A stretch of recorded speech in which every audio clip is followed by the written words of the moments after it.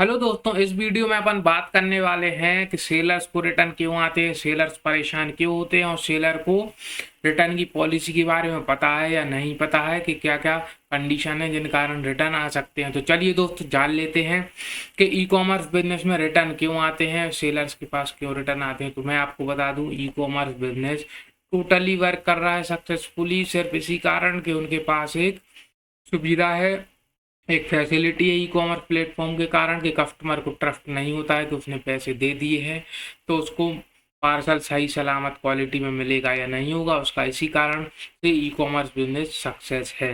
तो चलिए बात कर लेते हैं कि क्या क्या कारण है जो कि कस्टमर रिटर्न कर देता है और अपने पास रिटर्न्स आ जाते हैं। तो उसका मेन कारण है कैश ऑन डिलीवरी ऑर्डर्स होते हैं, क्योंकि कस्टमर को कोई चिंता नहीं है आपके पास या आपकी पेनल्टीज के बारे में, आपका कुरियर चार्जेस के बारे में। कस्टमर बहुत से ऐसे होते हैं जो ले भी लेते हैं, बहुत से कस्टमर ऐसे होते हैं जो मल्टीपल ऑर्डर कर देते हैं सीओडी पर, क्योंकि उन्होंने पहले पेमेंट दिया नहीं है तो वो निश्चिंत हो जाते हैं। यदि उनको टाइम पर मिल गया तो ठीक है, नहीं तो वो कुरियर बॉय से कह देते हैं कि हमें पार्सल नहीं चाहिए।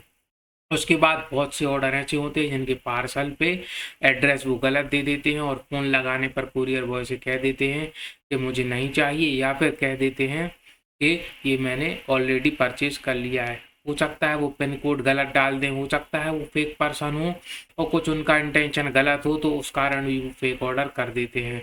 हो सकता है उन्होंने डबल क्वांटिटी कर दी हो, मल्टीपल प्लेटफॉर्म से कर दिया हो, अमेजन से भी ऑर्डर कर दिया हो, फ्लिपकार्ट से भी और मीशो से भी, और उनके पास जो पहले मिल जाए या जो कम प्राइस लगे तो वो थोड़े दिन बाद रिटर्न कर देते हैं। एक कोई पार्सल रख देते हैं, उन्होंने मल्टीपल 3-4 ऑर्डर करने के बाद उन्होंने एक पार्सल रख लिया और बाकी रिटर्न कर दिए।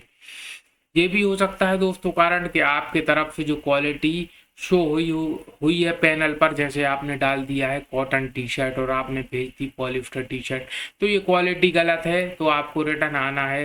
हो सकता है आपने लिख दिया हो उसकी लेंथ विड्थ और डायमेंशन 40 नंबर डाल दिया हो टी शर्ट में या शर्ट में, 42 भेज दिया हो सकता है आपके से कुछ गलती हो गई हो उसमें इंफॉर्मेशन में, लेकिन बहुत सारे पार्सल डिलीवर्ड भी होते हैं।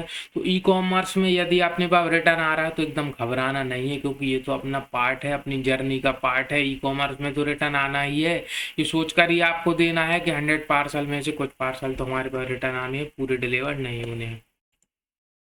अब बात करते हैं प्राइसिंग की। प्राइसिंग के कारण भी रिटर्न आता है। एक सेलर है जो कि डायरेक्ट मैन्युफैक्चरर है या इम्पोर्टर है या फिर होलसेलर है बड़ा, वो प्राइस पे सेल कर रहा है क्योंकि उसको भी तो बिजनेस करना है, और आप हैं एक रिटेलर तो आप उससे खरीद के परचेज कर रहे हैं तो आपका प्राइस हाई है। ये भी कारण हो सकता है कि आपके रिटर्न आ जाएं। उसके बाद सेलर के पास मल्टीपल ऑप्शन है वो बाय करने के लिए, इसलिए वो मल्टीपल प्लेटफॉर्म पर दिमाग लगाता रहता है या लोकल मार्केट से भी खरीद सकता है। हो सकता है उसको कहीं से कम का मिल जाए तो वो आपको रिटर्न मार दे। ऑनलाइन बिजनेस का मेन रीज़न यही है कि कस्टमर को सेटिस्फेक्शन होना चाहिए।